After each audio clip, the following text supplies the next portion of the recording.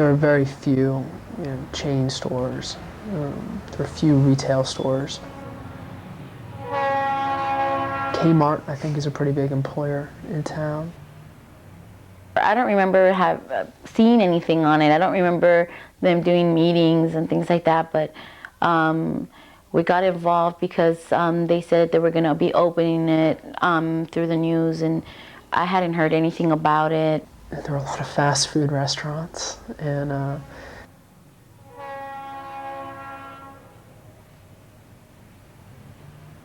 when we heard that, we were shocked because we didn't even know that there was a prison built already, and it was already built. It was already there. It was very low key, so we weren't aware of it until it was too late, really.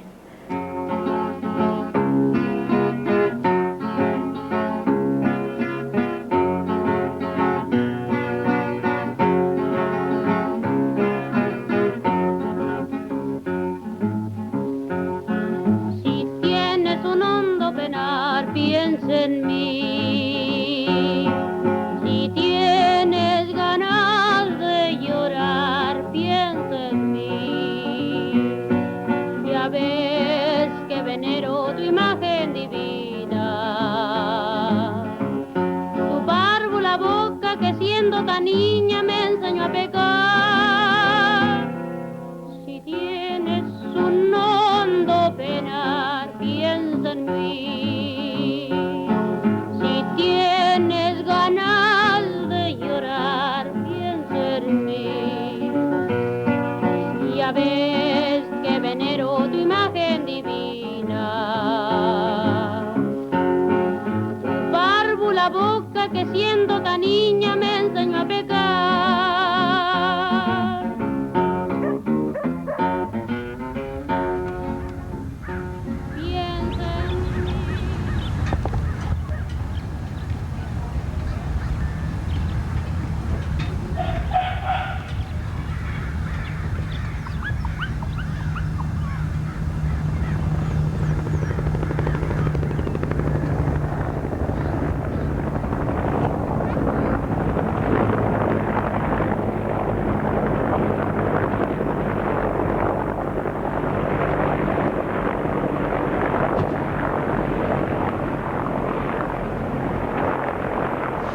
Ya tenemos una. Bueno, pues ya para qué otra, ya está con aquella está suficiente. Bueno, es lo que yo digo.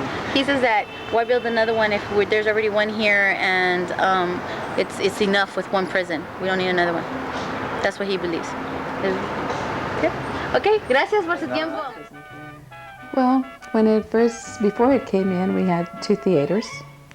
There used to be a hamburger place with a malt, where a person could, after theater, go have a hamburger or a malt. And I can remember before we didn't have the prison, and at that time, well, our main street, for one thing, had stores where a person could shop.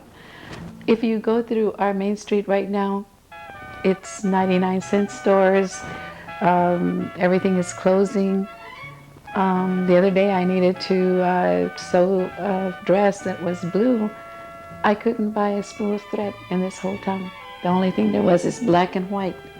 So it makes it very difficult for a person to want to live here. Makes it very hard for our youth, or for me, for myself, my children. How can they live here? As far as I know, I don't think really anybody from the community knew that prison was going to be there, and and if we don't hear about it, then we can't really get involved. So it was very unfortunate. Our stand, which is a youth group that was started because one of our friends was killed in Delano, we started to see, we started to research the pros and the cons, and we were against it because we think that a lot of prisons, instead of giving into the community, it takes really a lot out.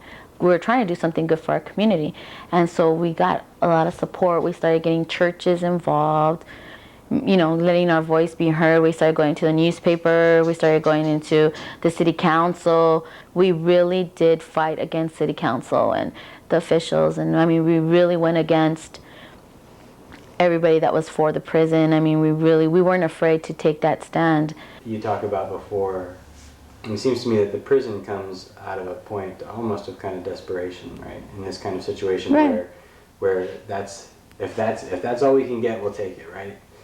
In terms of economic development. Well, not us, because we didn't make the decision. That's what I'm Right. trying to tell you. Okay. See, what the city, in its desperation, said, yes, come in. But it wasn't us that made that decision. They said that it was going to bring a lot of jobs for Delano, that it was, economic-wise, it was going to be very good for Delano. But they don't come and ask us, hey, is this okay that we do this? Half the time before you know it, hey, it's here. And that's what I'm saying. But in reality, it has not done anything that they said it was going to do to benefit Delano. If it were my choice at that point, I don't care what it was. I would have never agreed to it. I would never think that that was the right thing to do. A prison is not going to give us anything. A prison is not going to make anything better for us here. We've seen that with the first prison, and so another prison is it's not going to do anything.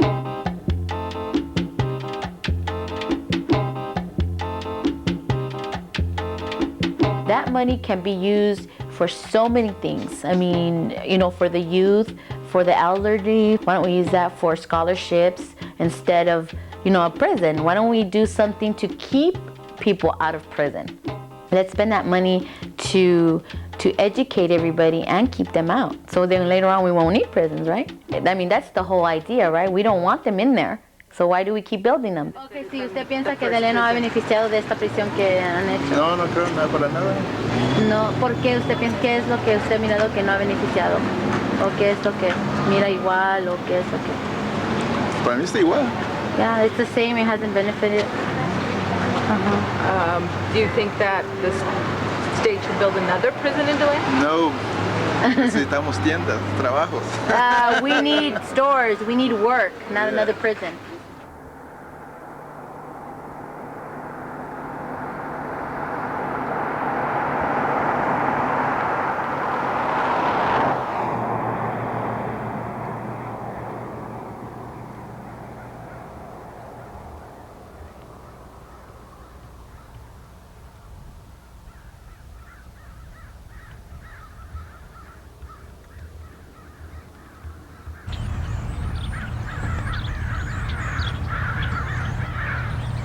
Well, it's obvious that there's not going to be a ability for people to even go work. For example, if they were growing grapes, for example, you have a place where people go to work, right? If you take that acreage away, you're taking jobs away. You're not giving jobs, you're taking them away, and that's inevitable. And I believe that when you have a prison that comes in, I believe you lose a lot of rights. And it certainly hasn't been because we've wanted it to happen. It just happened. CRPE is an environmental justice organization. We represent low-income communities of color in the Central Valley. And it was formed to address the concerns of communities that are largely go unrepresented.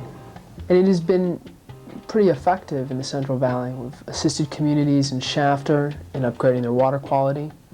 We've assisted citizens in Alpa to fight toxic incinerators coming into their area. This is very much an environmental justice issue, the siting of prisons, because we equate it with toxic waste dumps. Prisons take a lot of the resources, but don't really give anything back to them. Industries are no longer attracted to their area. Unemployment doesn't change.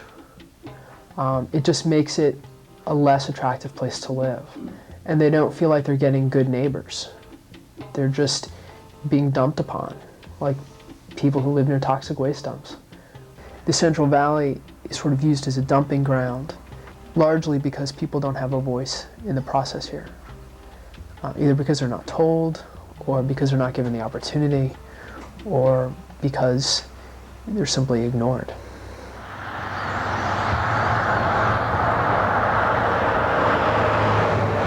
The majority of the residents here our farm workers they don't have very good education, and they're afraid that because they don't have education that they're going to mess up, that they're going to get into trouble, so they're very afraid. There's always those people, that have the money, that have the power, that have all the resources, and the best way, of course, is like not to have the people educated so they can come in, right? That they can do whatever they want. And so when they talk about democracy and our freedom of speech and our right to vote and things like that, in reality, they're saying, well, you're going to do what I want, right? I mean, yeah, you're going to vote, but you're going to vote the way I tell you to vote. Or yeah, you're going to speak out, but you're going to speak out the way I want you to speak out. And if you're not going to do it, then you're not going to, you'll get fired. Hey, your brother did this, your sister did this, and she's going to get fired, or, things like that, And so intimidation is they still use that a lot here in Delano, a lot of farm workers, and that's what they're afraid of, right? Because they need to support their family, they need to send their kids to school, they need food, they need to pay rent. And so if they lose a job, it's just like we're the dumping ground. This is the ideal place because these people aren't going to fight, they don't know how to fight, and boom, here's your prison. That's what we have for you. I've had the opportunity to work with Cesar Chavez. I was a farm worker myself. My parents are farm workers. I was doing whatever I could, whether it was helping my mom and my dad extend the grape trays, if it was taking the leaves off of the grapes so that they could be picked and helping picking. Potatoes, same thing. They didn't care whether we were in school or whether we were 10 or whether we were, our youngest children were all in the same situation. We didn't count, we didn't matter. We were just a number. We were just somebody that do the work. And I think Cesar saw the inhumanities, and that's one of the reasons that he got involved. It was very difficult because the growers here did not want to pay the wages, did not want to put bathrooms, did not want to provide us with any of those things that are here today. And so because they didn't want to provide them, they would yell at us that we were communists, that we were evildoers. They'd burn out their own places and then say that the farm workers did it. Those are the struggles that we faced in this community, and those are not forgotten because in the end, he was successful. Obviously, for whatever it takes, I hope that people really see what's happening and do what they have to do as far as getting out and saying what they have to say and voicing their voice on it, whether it's in Spanish or Tagalog or Ilocano, whatever language it is, but we can no longer be quiet.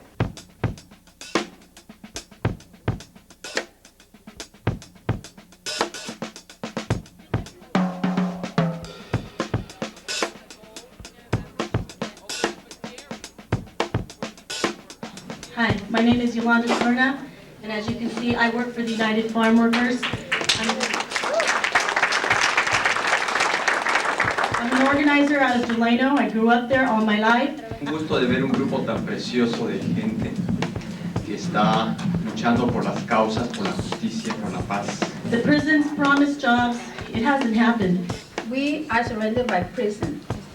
And we have a minimum security and a maximum security. We got a prison in McFarland, we've got one in Wasco, we got the one in Corcoran. My name is Henry Clark. I'm the executive director of the West County Toxins Coalition. I have a son in prison.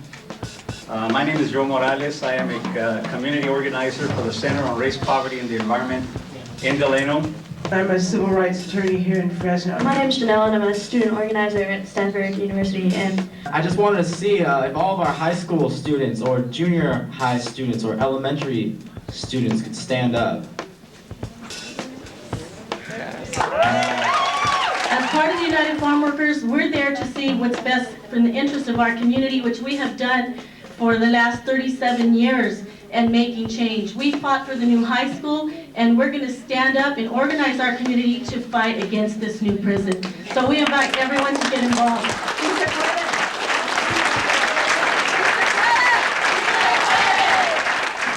I think what we're seeing today, the coming together of environmental justice and anti-prison forces, is a fundamental moment in the struggle for both social and environmental justice.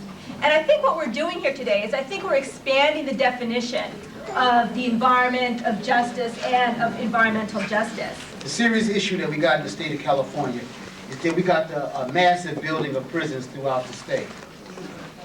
And I think that we got a serious problem in this state with environmental racism and people not recognizing that it exists. When we look at the numbers of the Latinos and African American and other poor men that are being locked up, as well as the growing number of women, it indeed is a cause for great alarm. These are very, very serious kinds of problems. And given these numbers, I think we need to start considering prisons as part of the landscape of everyday life. Prisons are not something that are out there, far away, removed. Even though they might be in rural communities, they involve all of us. I don't think that we're coming together and actually talking about what does it mean to have large numbers of people of color chased, snatched, and grabbed and removed to rural areas. Bueno, yo soy Juana Gutiérrez, soy una de las fundadoras de la organización Madres del Este de Los Ángeles y soy la presidenta. Y es una gran lástima de que el gobierno de Estados Unidos o el gobierno del estado de California se preocupe más en construir cárceles y prisiones que construir escuelas o guarderías para niños. Lo que tiene el gobierno federal para estas prisiones es llevarlas a los barrios de bajos recursos. Vienen al barrio, nos prometen, nos lavan el cerebro, que nos van a dar empleos, la economía se va a mejorar en nuestro barrio, pero con las experiencias que nosotros hemos tenido, eso era en el pasado, ahora no se va a poder. I want to read to you something. I hate people who read from the front of the room, but I thought you might not believe me. So I'm reading from the Encyclopedia of Corrections. One of the most difficult and potentially adverse one of the most difficult and potentially adverse events in the site selection process is premature disclosure. Now, I'm not sure what that means, but my understanding is that means the public might find out. I live in Delano for 30 years. My son he's 23 years old. That's why I'm against prison right now. He's 23 years old. He works three months out of the year because he doesn't have no experience. What we don't need no prison. We need training for the kids so they can find a job. So they have to go and live out of his house. He's planning to move to Iowa to find work over there because there's nothing in Delano. It's prison, prison, prison. But the California Waste Management Board in '84 hired an expensive LA public relations firm to do a report for them. And the report was about how to cite toxic waste places.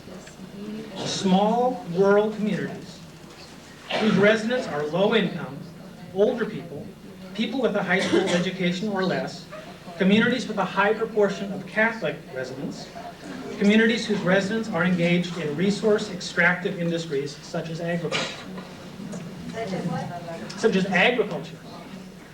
And I thought, I've been to most of the prison towns in California. Those are California's prison towns.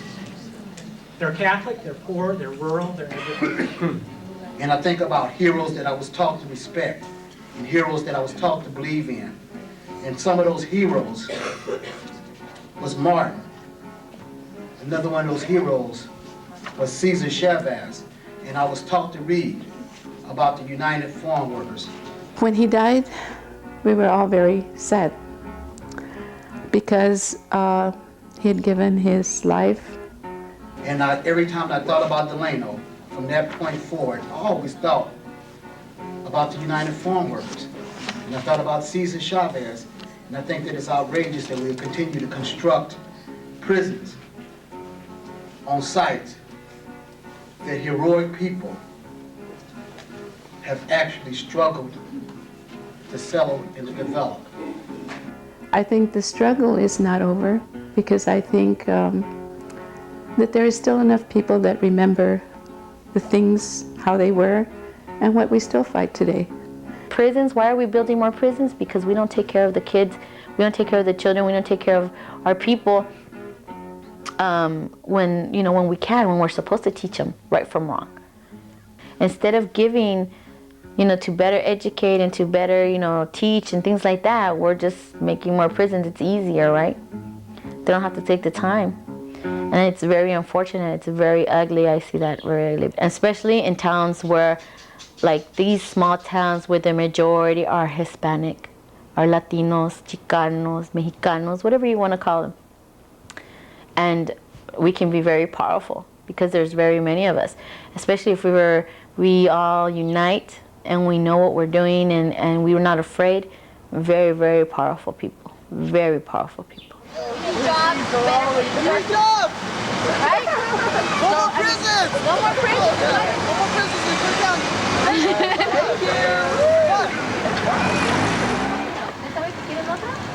No sabía, la verdad. No sabía. He didn't know that they want another prison. ¿Qué es lo que usted piensa? Dijeron que iban a beneficiar la gente de Delano de la primera prisión. ¿Usted ha mirado algún cambio aquí mejorando la gente de aquí? Pues parece que sí hay cambios, pero yo no sabía que iba a ser otra prisión. No. ¿Usted piensa que ustedes quieren otra prisión aquí en Delano? Ya estando una, yo creo que no es necesario hacer otra. Already having one is not necessary having another one. ¿Y usted piensa que las prisiones traen beneficios aquí a la gente? Porque según antes para la primera prisión dijeron que iban a traer trabajos y todo eso, pero en realidad... Para mí en parte, yo creo que no. No, he doesn't believe. No beneficia mucho. They don't benefit from the prison. Ciertamente aquí. Not here. They haven't benefited.